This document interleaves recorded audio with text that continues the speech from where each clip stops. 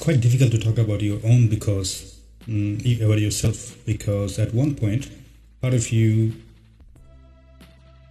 want to talk about it. I think the part which is very selfish, I would say, egoist, in a person that narcissist. No, I'm not gonna dispute the fact that I can be a little bit of narcissistic.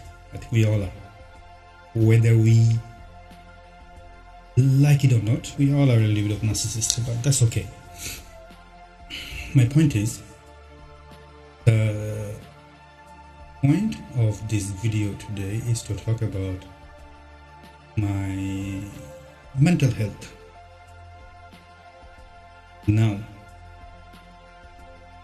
when you talk about mental health, it's very complex, as we know, because human mind is very complex. However, though, idea is to be a very good storyteller, to make sure that you make your story short, but without losing the important elements. So I'm going to try my best.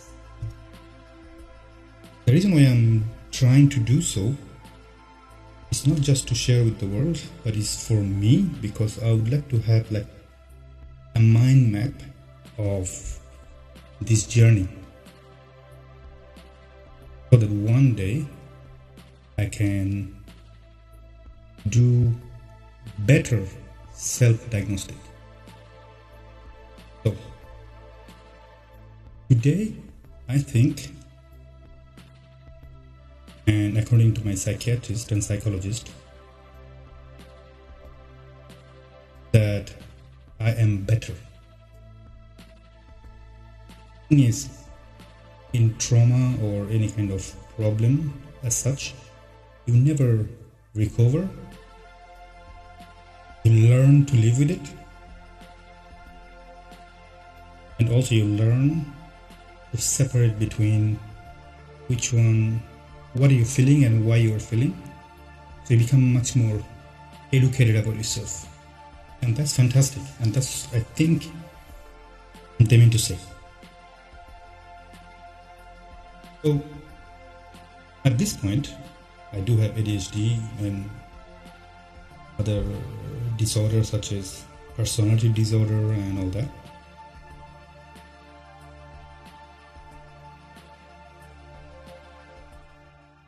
Before, I was in very deep problem because everything was difficult. I was paranoid. I mean, if you Google search all the symptoms of complex ADHD and similar, I had all the symptoms. Eventually, I had to figure out what to do, because now that I am a father, my objective was to make sure that I live for someone and not be selfish like my parents to my daughter. Meaning, if I don't fix myself, then she will suffer. And that's not fair. She didn't ask for any of it. It's like when my parents were going through their own problem and I was there. As much as I understand their problem, but I didn't ask for any of it. So, you know how complex this kind of thing is. So during this voyage, I learned a lot about my parents too, that I did not know before. And those are a shocking revelation. Yes, I realized that they were suffering at the time, and they did not help. They did not have had help like I did at this period. So my childhood is basically until about, I was born in 1986, so until about 1991 when we moved to another location. According to everyone, my childhood was just fine. Things have started to get worse after that, which is including that my mother was not satisfied with the marriage. Anyway, back in the day, it was kind of arranged marriage, so she didn't have a say on it. And the family that she came from is not equivalent to family that my dad is from. He came from very poor family, so his standard was kind of low. I mean, you gotta say, no matter how good you are doing today, if you grew up in poverty, then unfortunately your standard tend to be a bit low, but that's okay, it's not a problem. But the problem was when you married to someone with whom it doesn't match. And unfortunately that was my mother, and of course there was always tension at the home. Apart from the age difference between my mom and dad, which is about more than 10 years, was the South Pole and North Pole. And I was the first child, so you can tell that I took a lot of hit of their marriage life. So I grew up in tension. I had to focus on other things. I had to read books or whatever to make sure that I'm not scared all the time. And also at the time I remember that a few of my relatives, including my neighbor, was abusing me, and unfortunately that was my very first, sexual experience, my first introduction to sex, which was by being abused by my neighbor and a few of my family members. Definitely not my parents, and I did not want to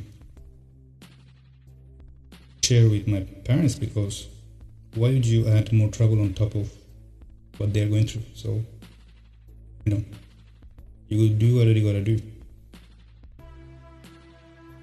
And at the same time, weirdly, even though I was around 12 or 13 years old, I remember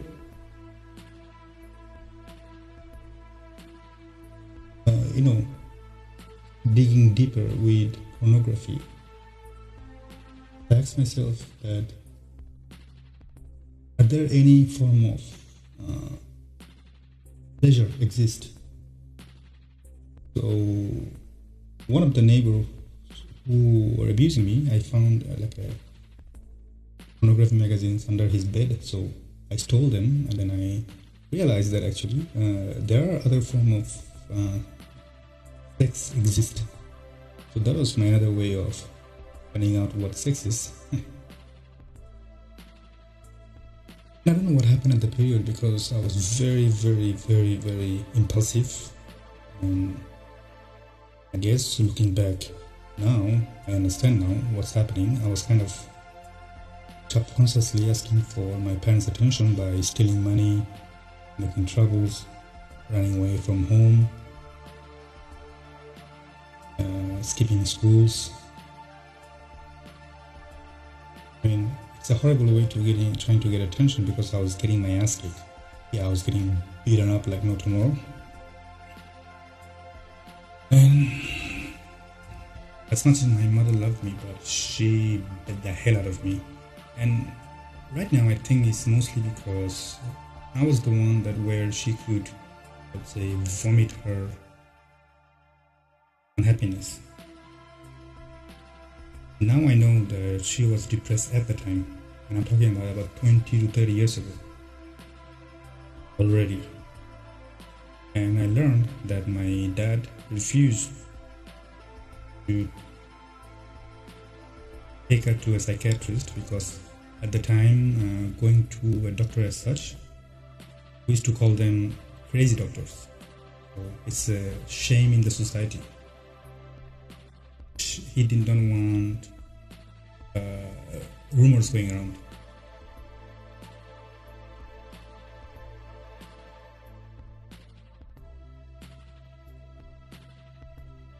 I remember at 13, me and my mother used to carry buckets of water from the street because we didn't have any water line. Imagine that.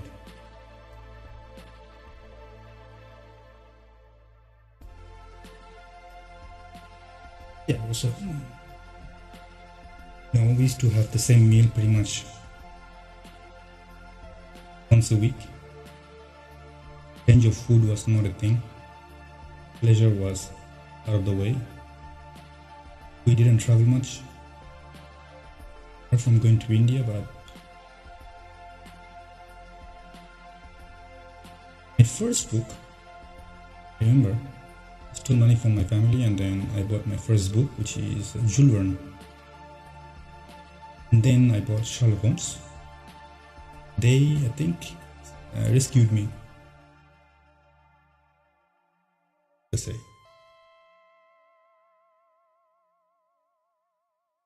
And then moving forward, when I came to Australia, it was another story because coming to Australia was horrible. My dad did not want, because of course I supposed to take care of his business.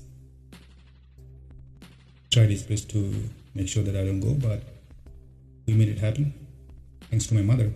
I think she realized that this cannot work because she realized that she cannot take care of me. She couldn't when I was younger, and she knows that. So only way for me to survive is to get out of here. So she did what she thought best at the time to send me away against her heart. I remember her cry first time when she was driving me at the airport. My God. Part of her heart was, I can feel it now because now that I have a daughter, I think I will feel exactly the same when I drop off my daughter at the airport for higher study or whatever else. But I'm pretty sure that I will feel like somebody just ripped my heart off.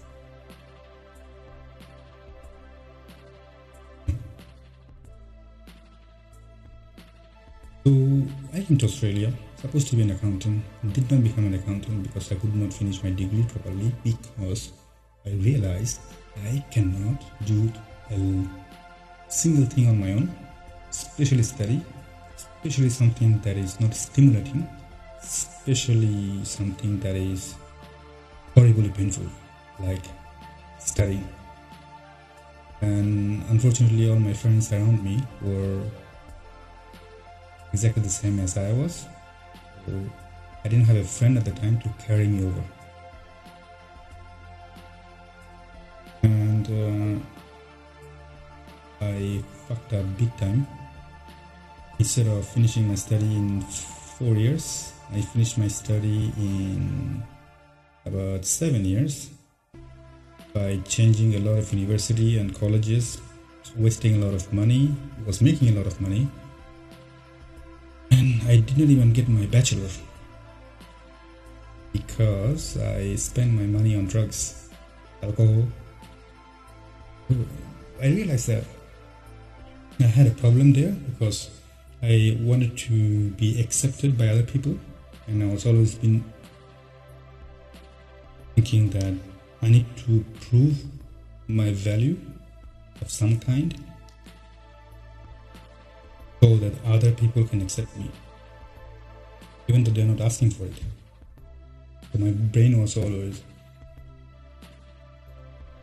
will they, and anyone who had a decent level of education and position, I was scared by them because I thought either we have to get drunk so then they don't recognize my weakness, or run away. So I think I was self-sabotaging at the time. I, on purpose, I did not make any good friends who could carry me, because I was feeling very low about myself. Thanks to my childhood, getting my ass kicked all the time, I think that destroyed my self-confidence.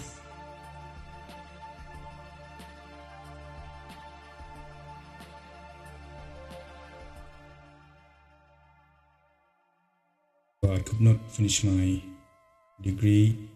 I was under a lot of loan. I was living the life of, one of those alcoholic, drug addict who is walking at 7 o'clock in the morning after, like a junkie, like a zombie, smelling like cigarette, ashtray, and alcohol and sweat. No food in the stomach.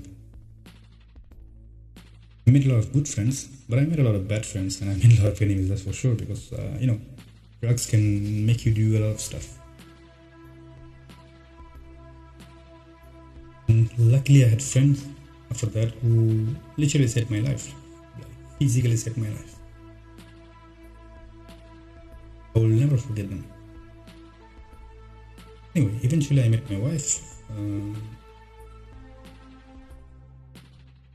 She opened the door for me. I realized that travel is a thing, because I never traveled before. So with her, we did a lot of road trips.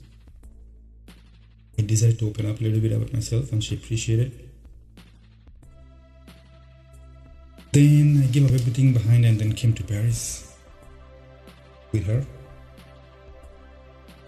My marriage was chaotic, I remember. That's for another day. I think that gave me a lot of pressure too.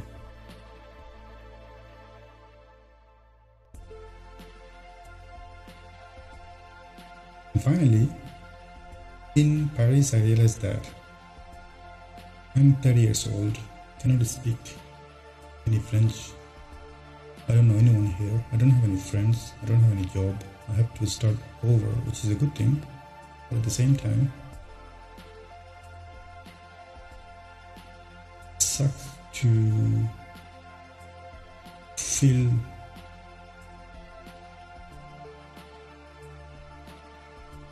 hopeless. And yeah, as usual, I realized that I was very tensed all the time. I was not present. I was always making plans after plans after plans. Plan A, Plan B, Plan C, Plan D, you name it.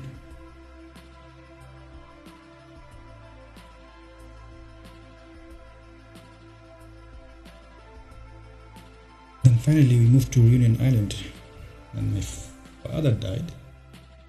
First shock. I had a problem with my boss. Second shock. My birth of my daughter. Another pleasant shock. Only within a year. So I officially started to break down. And this is where all those years of maintaining my PTSD and DID and ADHD, fear, undervaluing myself, self-sabotaging, all came out at once. And then I realized that it came from my childhood. Even though my boss was an asshole, but he was the image of my past.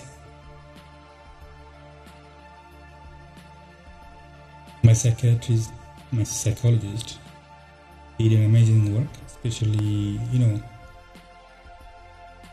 he made me imagine my younger old selves and had a conversation with them.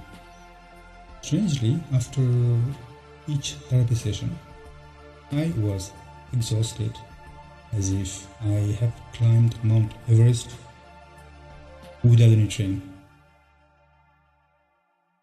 Speaking, I don't know how I would feel like. I would be dead, but just to make a point. And each time I was having this feeling of, I realized that even to my wife I was responding pretty aggressively. And when I say aggressive, meaning it was a drastic change from a person who was a yes man to, I'm not sure, let me think about it. So I was actually giving them, barriers. And obviously my wife, for her, is the most shocking. Not because she's a bad person. It's because she married to my old version. This is the new me, so she wasn't prepared for it. So for her, it was a brutal change. I realized that I'm talking to everyone without any fear, with a very respectful way. I could say no and look in the eyes and ask questions. Even though part of me still in fear, but it's hard to explain. And physically, I had amazing change. Amazing. I was 64. Within a year, I became 76. It's because all my life I was in fight or flight mode. And now my parasympathetic nervous system took over and I'm not stressed all day long. I'm stressed when it needs to be. Which means even though I'm not eating more, but I'm consuming less energy, because when you're always in alert mode, you consume more energy. That's why you have burnout. And obviously, because I now have extra calorie energy saved up, and I'm not doing enough sport, I am getting fat. So in theory, it's a good sign. At the same time, your body starts to learn about change. And same for my stomach. My doctor said that I have to do abs or some kind of massage on my stomach, because even my stomach, my belly, there are some changes in metabolism and digestive system. So I always feel like burp, or I feel like food, as if I have eaten even though I didn't. Yeah, all the change started from here and then everywhere else. It's amazing how the human mind works and how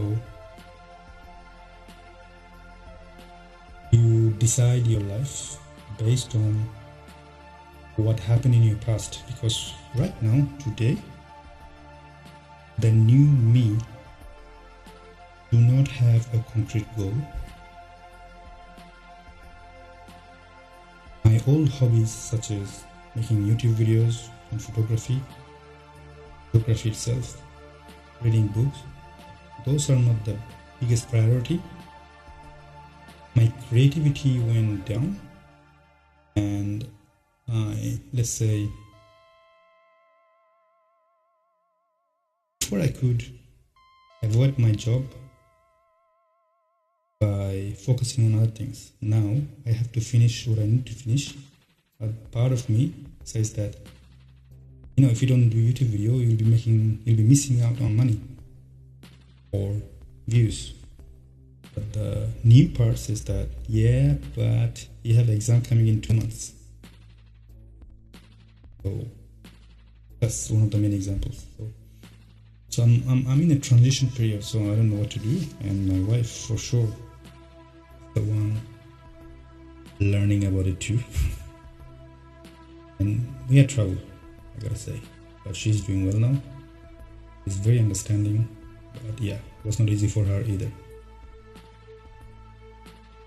And finally, all that I'm doing is because that I became a father, and my parent did a mistake by being busy for themselves while they're bringing life into the earth, and I don't want to do the same. I want to change this cycle. I want to change this, what do you call it? Generational trauma. Yes, that's pretty much my story now. And I'm also struggling with the priorities, other priorities, such as I want to read a lot of things. I want to write actually a lot. I certainly want to continue my YouTube channel, but I'm still struggling during the daytime with my procrastination. My old part still there, and I need to have a conversation with them.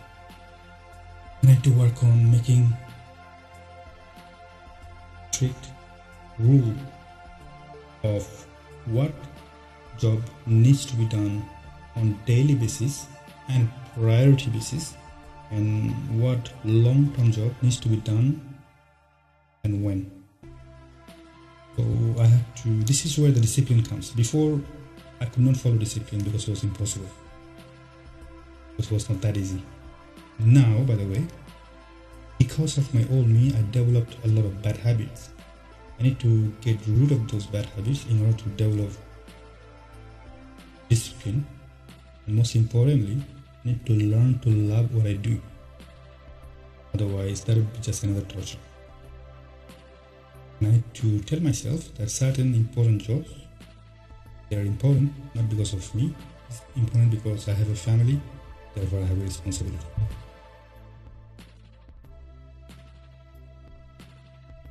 Not easy again, but I gotta do.